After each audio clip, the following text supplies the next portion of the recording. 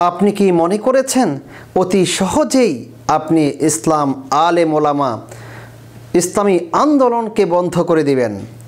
যদি তাই মনে করে থাকেন তাহলে শুনে নিন, আপনার সম্পর্কেই রব্বে কারীম পবিত্র কোরআনুল কারীমের মধ্যে বলেছেন, ইউরিদুনা লিইউতফিউ নূরাল্লাহ বিআফওয়াহিহিম ওয়াল্লাহু মুতিম্মু নূরিহি ওয়ালাউ কারিহাল কাফিরুন। যারা আল্লাহ বিদ্বেষী আছে, যারা কোরআন হাদিস পছন্দ করে না, তারা রব্বে কারীমের বিধানকে, নূরকে, কোরআন এবং হাদিসকে তাদের মুখের ফুৎকার দিয়ে বন্ধ করতে চায়, কিন্তু রব্বে কারীম তার এই জমিনের মধ্যে তার দ্বীনকে পরিপূর্ণ করবেন। আপনি কি জানেন না ফেরাউনের কথা? ফেরাউন নবী মুসা আলাইহিস সালাতু ওয়াস সালামের আগমনকে বন্ধ করার জন্য প্রত্যেক গর্ভবতী মহিলার পেট ছিঁড়ে সন্তানদেরকে হত্যা করার জন্য নির্দেশ দিয়েছিল, কিন্তু তা রুখতে পারে নাই। আল্লাহ রাব্বুল আলামিন এই পৃথিবীতে মুসার আগমন ঘটালেন এবং ফেরাউনকে ধ্বংস করে দিয়েছেন। ধ্বংস করেছেন নমরুদকে, ধ্বংস করেছেন আদ, সামুদ, কওমে শুআইব, আবু লাহাব, উতবা, শাইবা সহ যারা ইসলাম এবং আলেম ওলামা দ্বীনের, কোরআন এবং হাদিসের বিরুদ্ধাচরণ করেছে। কাজেই ভুলেও ইসলাম আলেম ওলামা ইসলামী আন্দোলনের বিরুদ্ধে হাঁটবেন না, জুলুমের পক্ষে হাঁটবেন না, আর না হয় আপনার ধ্বংস অনিবার্য। আপনি কি বলছেন? মনে মনে চিন্তা করছেন যে আল্লাহ রাব্বুল আলামিনের সাহায্য কখন আসবে? আপনি কি পেরেশান হয়ে যান? আপনি কি দেখেননি ফেরাউন ৬৭ বছর সে রাজত্ব করেছে।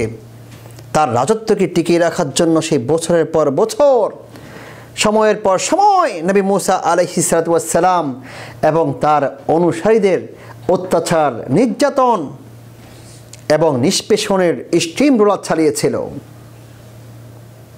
এভাবে চালাতে চালাতে পরিশেষে ফেরাউন যখন তার দেশের সীমা অতিক্রম করে নবী মুসা আলাইহিস সালাতু ওয়াস সালাম এবং তার অনুসারীদেরকে হত্যা করার জন্য নদীর মধ্যে, লোহিত সাগরের মধ্যে পা দিয়েছিল, তখন রব্বে কারীমের আযাব এসে গ্রাস করে তাকে শেষ করে দিয়েছে। কাজেই আপনার সামনে যারা আছে, যারা জুলুম করছে, যারা নির্যাতন করছে, আপনি হতাশ হবেন না। তারাও নির্যাতন করতে করতে সর্বশেষ সীমালঙ্ঘন যখন করবে, তখন রব্বে কারীমের গজব তাদের উপরও আসবে।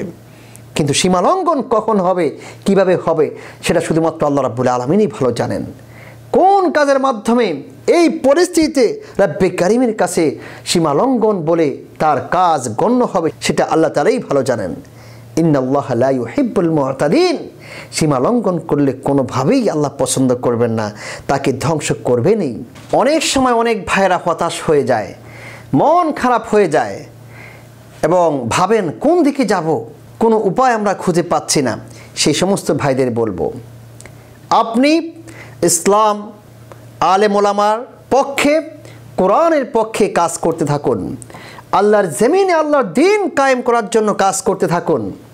আপনি জুলুম বন্ধ করার জন্য, জুলুমের বিপক্ষে, মাজলুমের পক্ষে কাজ করতে থাকুন। দেখবেন একটা সময় আল্লাহর সাহায্য চলে আসবে, আপনি কখনো ভাবতেই পারবেন না। আপনি কি দেখেননি নবী ইউসুফ আলাইহিস সালাতু ওয়াস সালাম, তিনি 1 মিনিট আগেও ভাবেননি, চিন্তা করেননি কিভাবে আমার এতগুলো দরজা আমার সামনে খুলবে। শুধুমাত্র জুলেখার হাত থেকে বাঁচার জন্য রব্বে কারীমের উপর নির্ভর করে, ভরসা করে নবী ইউসুফ দৌড় দিয়েছিলেন। তার সকল দরজাগুলোকে খুলে দিয়েছিলেন কে? আল্লাহ।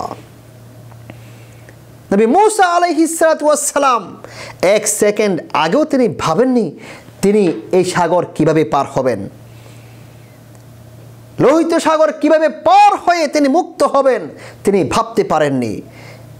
যখনই সাগরের কাছে গিয়েছেন, রব্বে কারীমের নির্দেশে তিনি সাগরের মধ্যে তার হাতে থাকা লাঠি দিয়ে আঘাত করার সঙ্গে সঙ্গে রাস্তা বানিয়ে দিয়েছেন কে? আল্লাহ। কাজেই আপনি আপনার কাজ চালিয়ে যান, রব্বে কারীম সময় মতো আপনাকে সাহায্য করবেন, আপনার জন্য পথ খুলে দিবেন এবং জালেমদেরকে ধ্বংস করে চিরতরে বিদায় করে দিবেন।